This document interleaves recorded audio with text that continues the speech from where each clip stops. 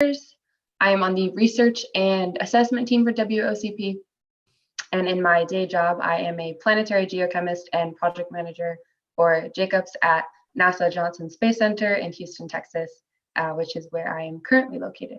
So quite appropriately, I talk a lot about money as a project manager. And so we're going to talk more about money today. And so we have three guests with us this morning, Dr. Bridget Queenan, Diana Columbia, and Junelli Gonzalez-Quiles. Thank you all for having this conversation with us today. And so just some logistics. So in the next 25 minutes or so, our panelists are going to answer some questions about financial considerations during the application process, graduate funding and how it works, and then hopefully give us some insight and tips for having these types of conversations surrounding funding and applying for fellowships. And then in the last 15 minutes or so of the session, we'll switch over to participant Q&A. So if we could please, starting with Dr. Bridget Queenan, if we could go around and have each of you please introduce yourself with your pronouns, institutions, and current position. Great, thank you for having me. Ooh, are we doing the sound? Okay, we'll try it now. Okay, I think there's no reverb. Good morning. Thanks for having me here. I'm Dr. Bridget Queenan. She is fine as a pronoun. So I'm at Harvard University. I'm our executive director of research for quantitative and synthetic biology. And I trained as a biochemist and a neuroscientist.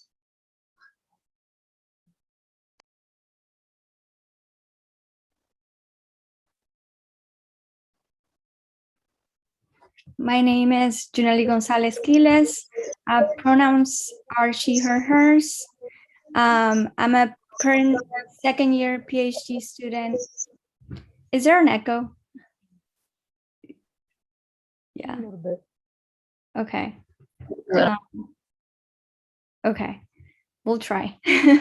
I'm a current second year PhD student at Johns Hopkins University. And I'm a current NSF graduate research fellow and a GEM associate fellow. Yeah.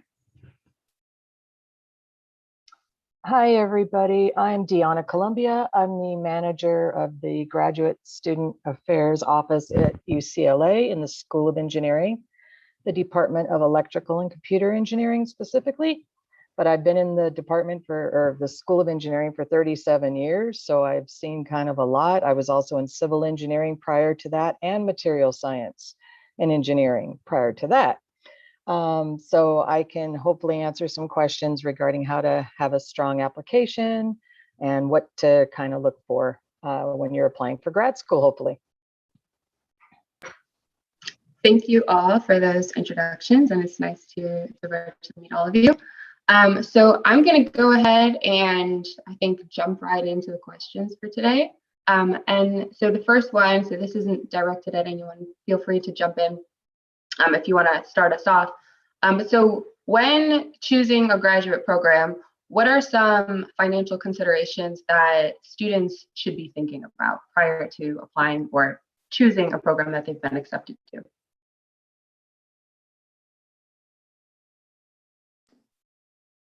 I can start this off. So I'm really glad we're having this conversation today. It's a very exciting time in all of your research careers, and obviously, you're going to graduate school to change the world and become a contributor in your field. And ideally, we would just be talking about science all day, every day, right? But like everything in this society, right, we need to understand the business model. We need to know who has the money and how do we get it, right? Because that is what transfers kind of agency to us and ensures our success. So I think when you're applying to graduate school, you need to have kind of two minds about it, right? One part is the science, and then one part is just think of it like a job, right? So if you were going for a job interview and they were making you an offer, you would ask them, and it wouldn't be inappropriate to say, how much is the salary going to be? Right? How long is the appointment? These are all conversations you can feel comfortable having when you're applying to graduate school, certainly once you have the offers in hand, to just say, how much are you going to pay me? For how long, right?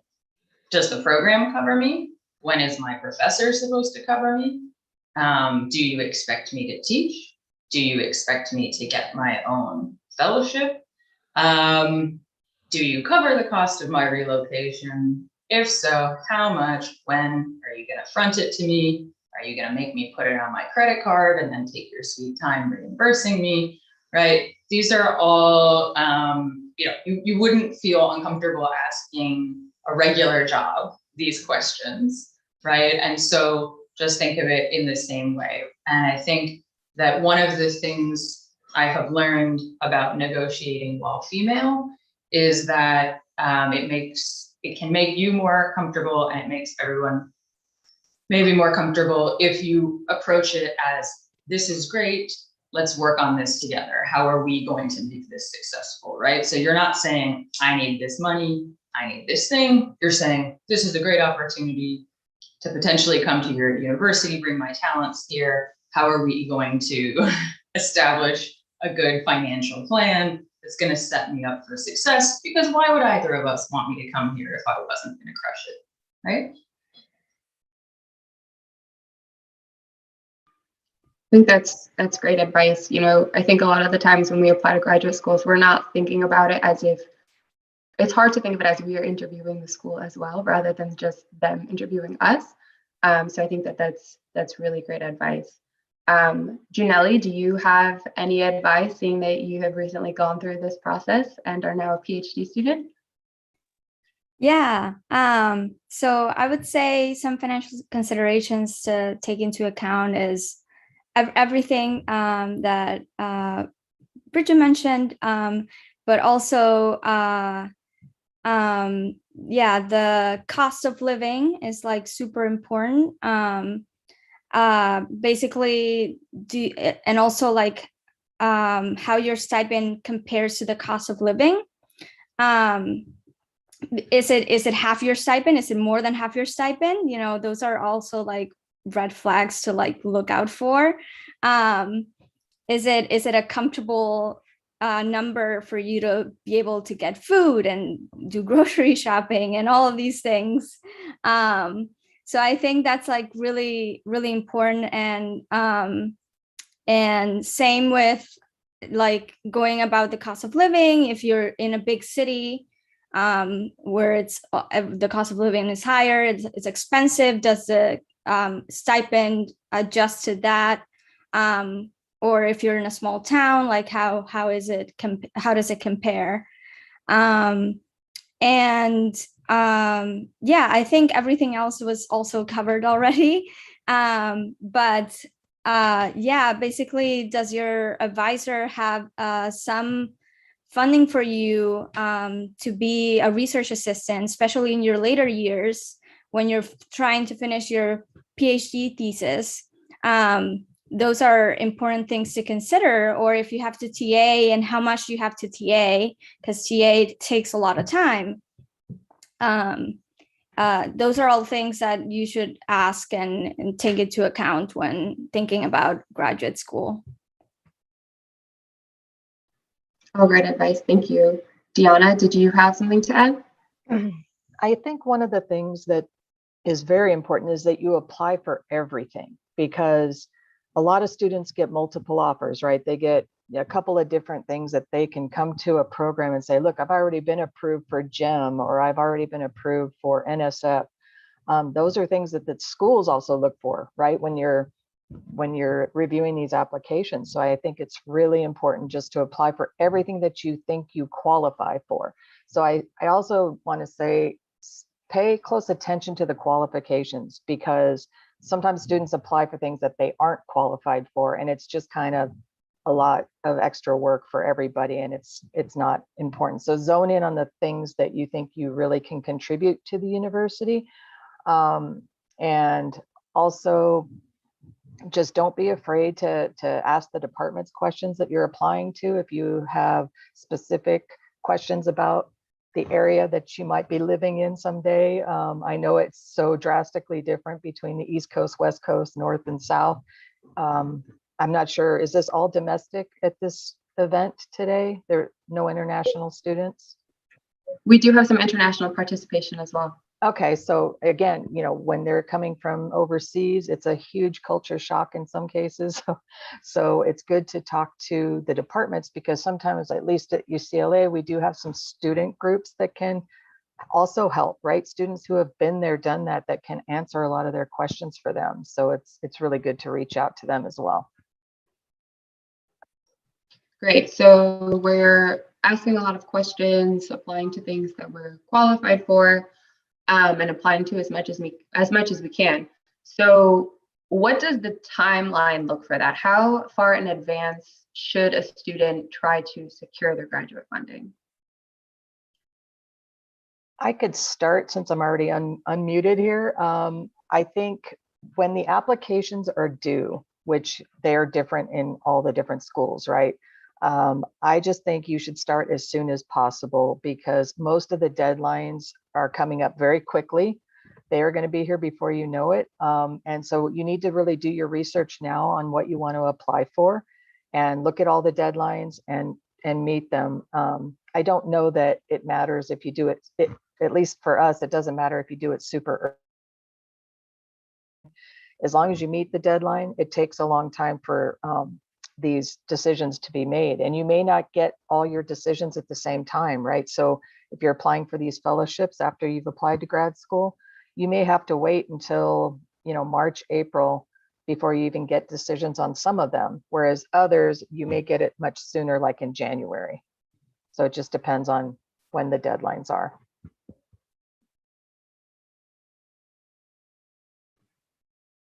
Thank you. So my next question is, so we talked a little bit about what the things that we need to consider when asking our potential advisors questions. But is there anything specifically that graduate students should be aware of when it comes to their graduate funds and the way that funding works in the academic arena? I can jump in on this one.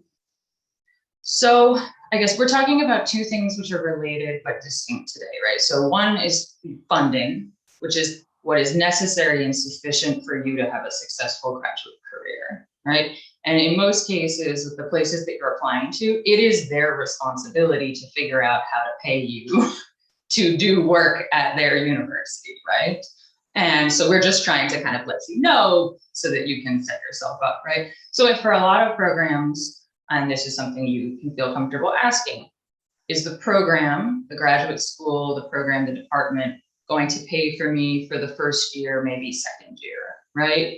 Then is the expectation that my professor pays for me second year, third year, fourth year, right? So just what is their plan for who is going to give me money to do the work that I'm going to do at your university, right? So that's the funding plan. And through various convoluted ways, a lot of that funding is coming from federal agencies to the university, and then kind of being handed out through programs.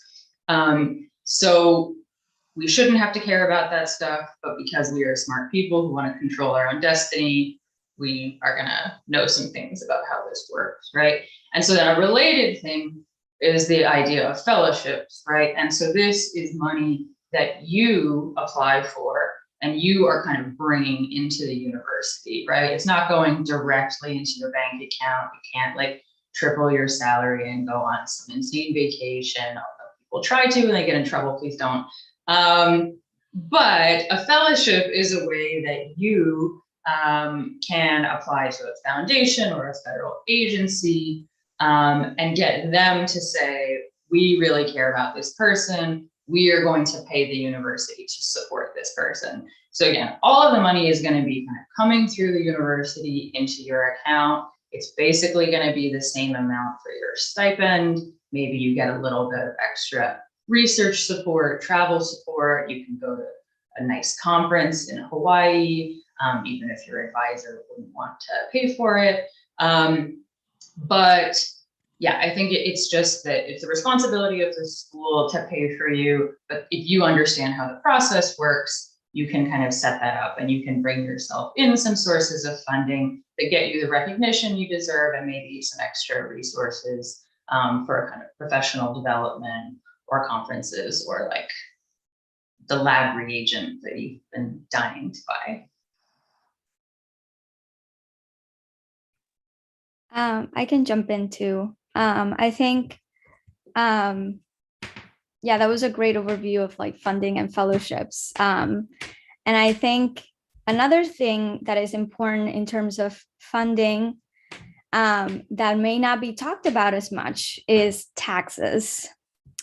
And that is a big source, I would say, of stress for many graduate students, because it's really difficult to understand how taxes work on fellowships and funding and stuff like that. And I know that, for example, if you're on a fellowship like the NSF GRFP, you don't get taxes withheld. And so you have to pay quarterly. And this is something that I didn't know about. And it's something that may be new to all of you. But it's something to keep in mind also when it comes to funding. And it depends a lot on where the source of your money is coming from. If it's a grant from your advisor, then you may get taxes withheld, but it's something to keep in mind. Another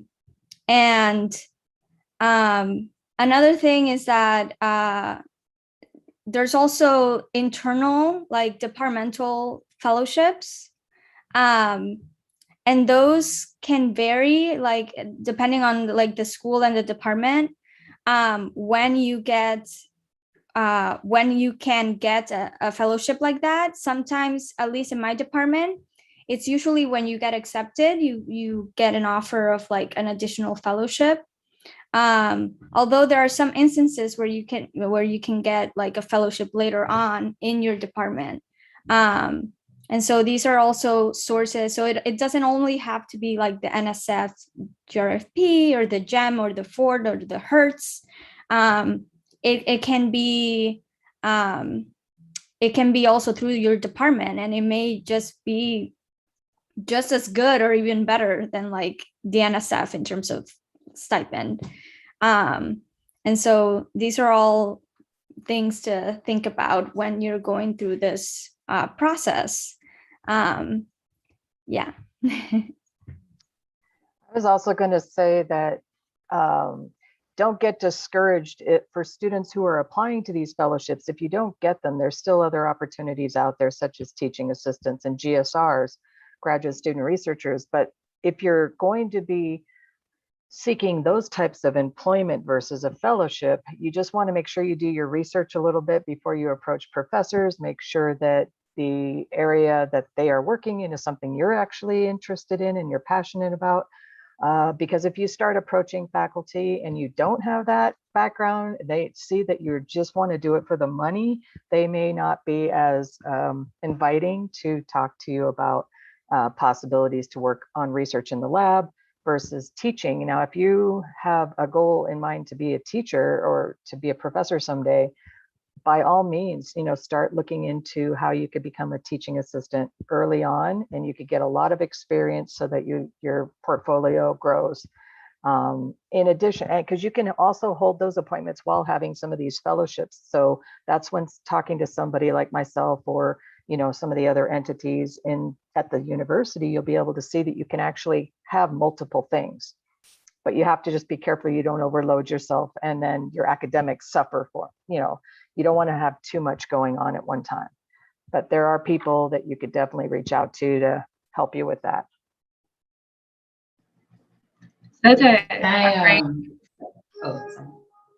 I kind of add to Deanna's comment there, because there was also a question in the Q&A about what makes a successful fellowship application, right? So it is important what Deanna just said about, you only have so many hours in the day, you only have so much energy, right? So you should be approaching fellowships the same way you were approaching graduate school, which is if you're interested in physics, don't apply to an ecology program, right? So when you're looking at fellowships, you don't just like blast every fellowship everywhere, right? You just look and say, okay, so one way of doing it is to say, did people in this grad program tend to get certain types of fellowships? Or you can look at, a professor that you want to be when you grow up. Which were the fellowships that they got, right? That gives you an indication that those sorts of places like investing in people like you, right? Who have the kind of scientific interests that you have. And those are the ones that you want to focus your time and energy on, right?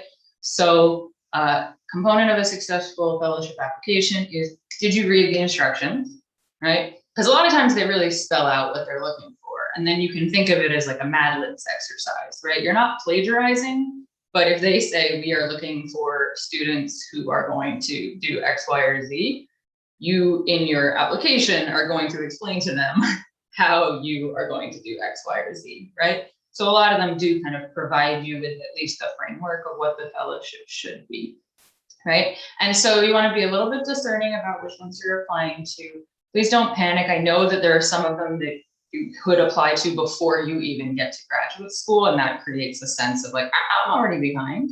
A lot of the fellowships you will be able to apply to while you're in graduate school, when you're going to become a postdoc, while you are a postdoc, when you're going to become a faculty member, while you are a faculty member, right? So these are just kind of general principles that you'll keep seeing. So you kind of look at people who you want to be when you grow up, figure out what they did, apply for those sorts of things.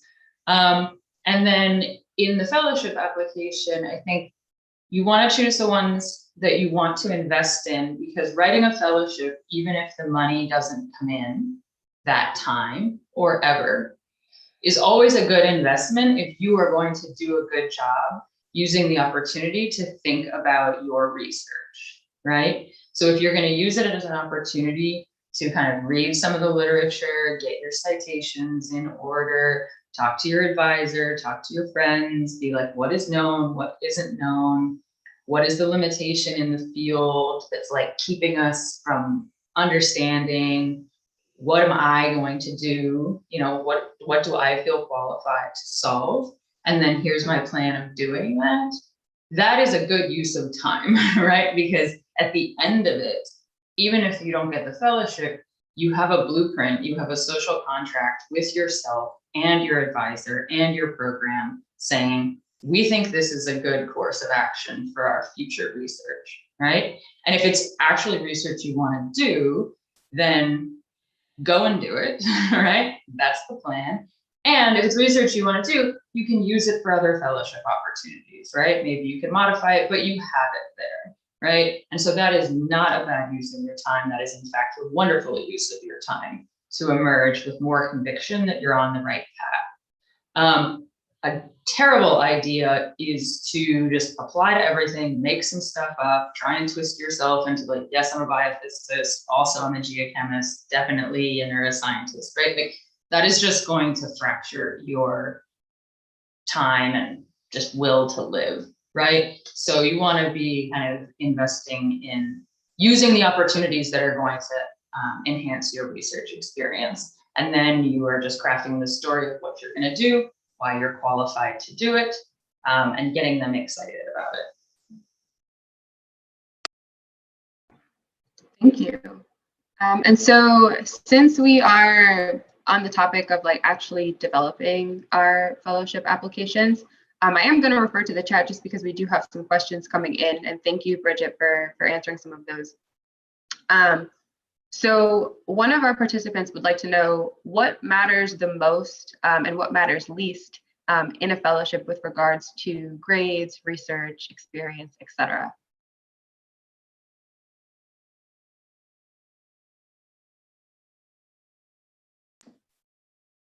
Janelle, do you want to get a word in edgewise before I start yammering? Sure, yeah.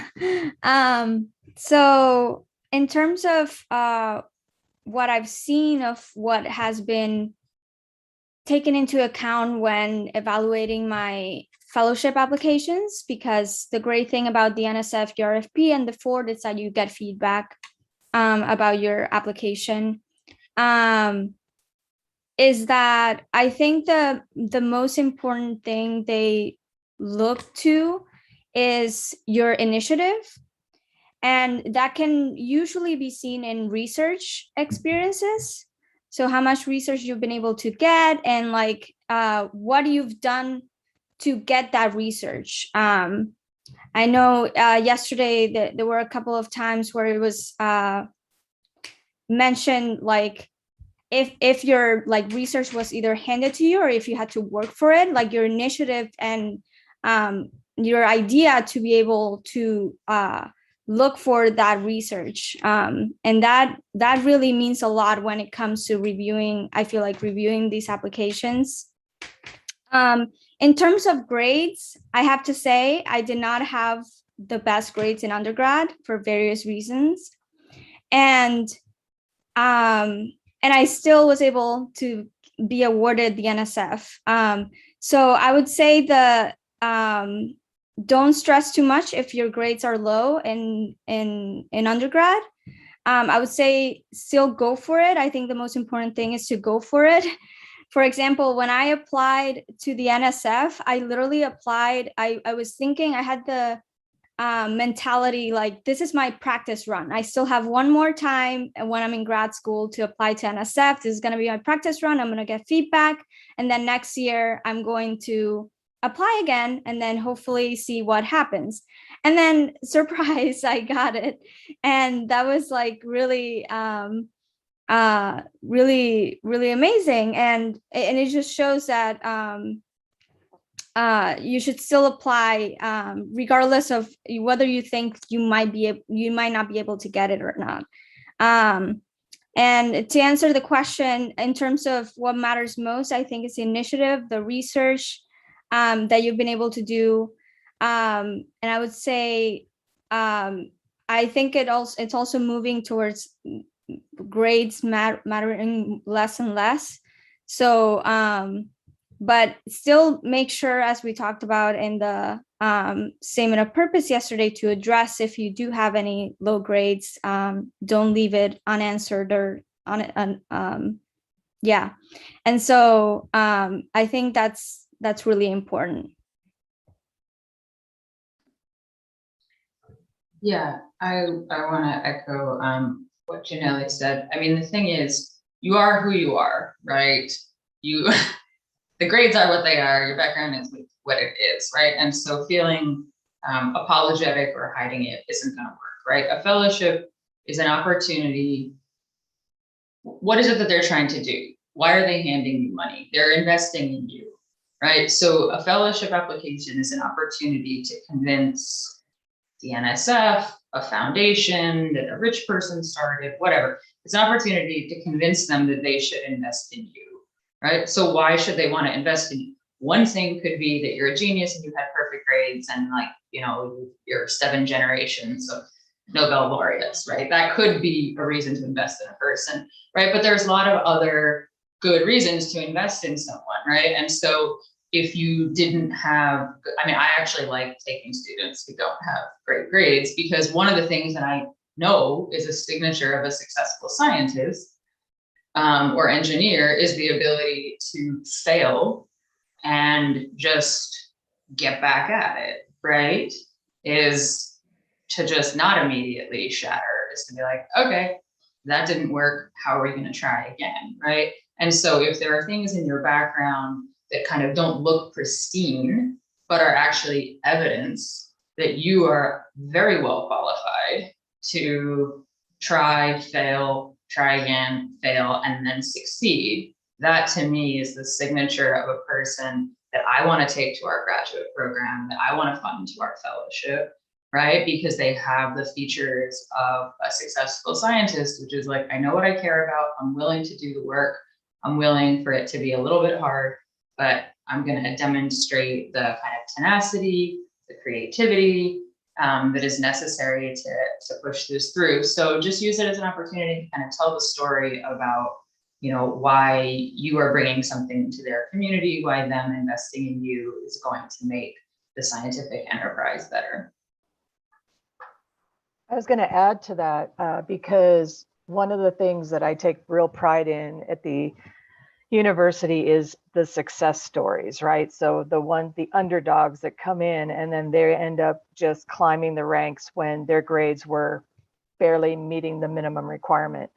And I noticed that professors, especially ones that believe in you, will fight for you because they tend to write these letters explaining why you're given the chance to, why you should be given the chance to succeed. And I've seen a few of them where I was shocked that the student got in. And then when the student got in, their research was so good and their teaching was so good that they just started excelling in that. Yeah, they took classes and they did okay. I mean, the classes were important, but the other things were really important, and it really made them just shine. And, you know, they can go on to winning awards for the most outstanding master's thesis or PhD dissertation, teaching awards. All those things are going to help build the portfolio. It's not just about the grades, certainly. So it's getting the faculty to believe in you, show them that you can think on your feet, that you have what it takes to be in this position. And the ones that are out there, they know the difference. They can tell right away if you are serious about this or if you just want, you know, somebody to just hand you money and not produce anything. So really, you have to work hard. There's no doubt about it, but the rewards are amazing. Thank you. Thank you. Those were all great responses. Janelle, we actually had a couple of participants interested in your NSF fellowship specifically. So somebody had asked what the actual process of applying for fellowships like the NSF fellowship looks like. So what did that look like for you? And what types of materials did you need to gather in order to apply? Yeah, that's a great question. I actually have applied, I think, to almost every fellowship that there is out there for graduate students. And each one is a little bit different, but they all have common grounds in terms of having basically like a research proposal, research statement. And then you also have like your personal statement. And I know that for the NSF, for the graduate research fellowship, they look for you addressing what they call intellectual merit and broader impacts. And so these are two big things that they look for, and this can look in different ways. But for me, I try to address broader impacts in both my research statement and also my personal statement. So for my, what they call a personal statement or your like individual statement, I talked about my research and what I did in undergrad, all of my research experiences, what I learned from them, what I got out of them, what was the output of the project. And then I also talked about my journey as a Latina in STEM, and all of the outreach I've done and all of the work that I've done outside of like academia, basically. And then in my research proposal, there's that part, you have to work more with your advisor or with a professor that you trust, because basically they want you to come up with, it's a proposal, you have to come up with an idea for a grad project that you would pursue if accepted to a specific university, and be able to complete it. And so they want to know that you are able to write research proposals, that you can craft ideas. They also want to know whether you have some knowledge of the department. So if you've done your research, basically. And it's good to name names of professors that you would work with in a specific department, because the NSF is crafted towards a specific school. So that's another thing, is that the NSF is not a general application. You have to tailor it to a specific school. And regardless of whether that is the school you end up or not, for example, I applied to another school with the NSF, and then I ended up going to another, and that was completely fine. But basically, these two statements are like really important, and it's what they're gonna use to evaluate you mostly. And they also have a section with where you can put all of your extracurriculars and all of your outreach and all of that, and you can talk about that too. And then I think, and then your letters of recommendation, they allow up to 5, but 3 are required. And so that's the application for the NSF. For Ford, it's also very similar, although I think there may be, I'm trying to remember because it was a while back, but I think there were like 2 or 3 essays that you had to do, 2 or 3 statements that you had to do. They were also pretty similar. I think you also have to write a proposal and also letters of recommendation, and you can also list your outreach. So these 2 are pretty similar. Hertz is a little bit different. The Hertz Fellowship is much different. They have a specific set of essays and short answers that they want you to answer. And so they'll evaluate you on that. And they also really focus on the output of your project. So if you have poster presentations, papers that you've submitted, and talks that you've given, they want to see that.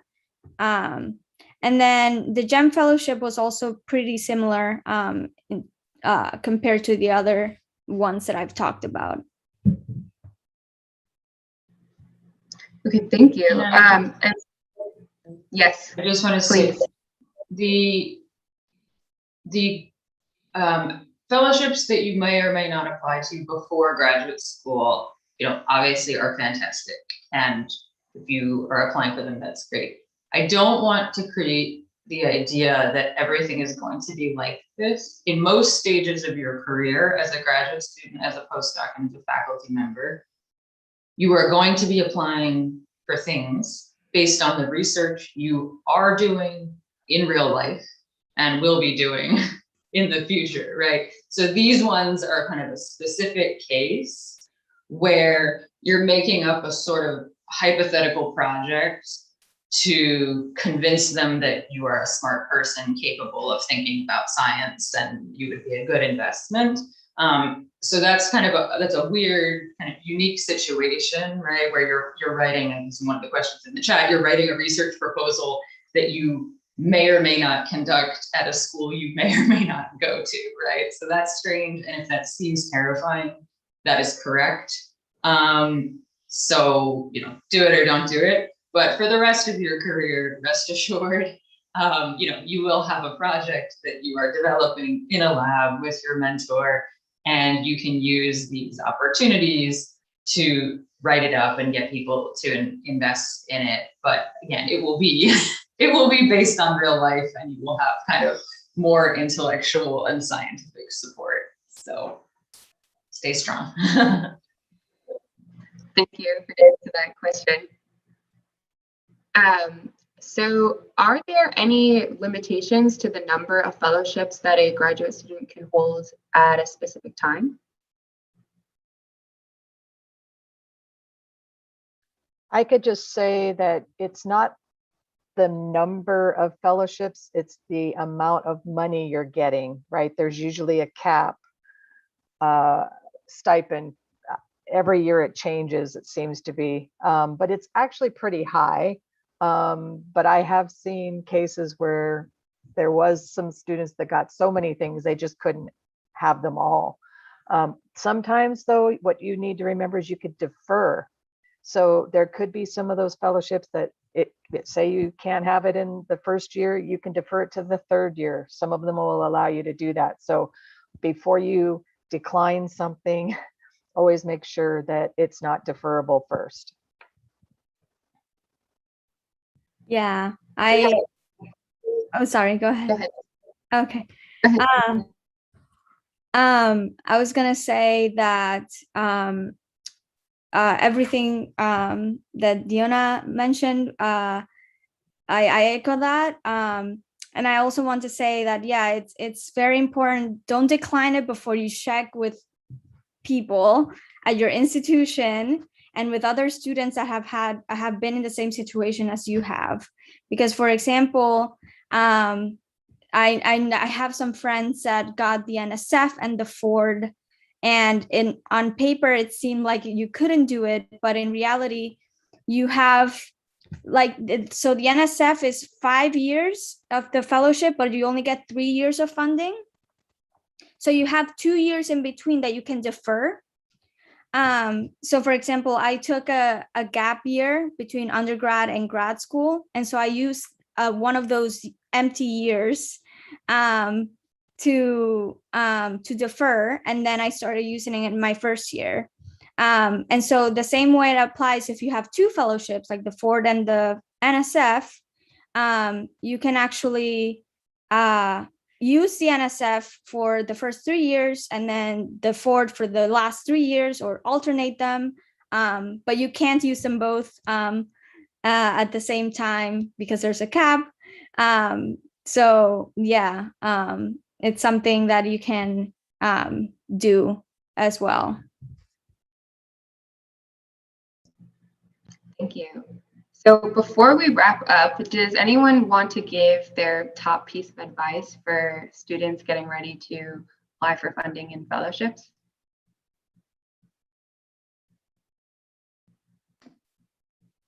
I have a couple of things to say.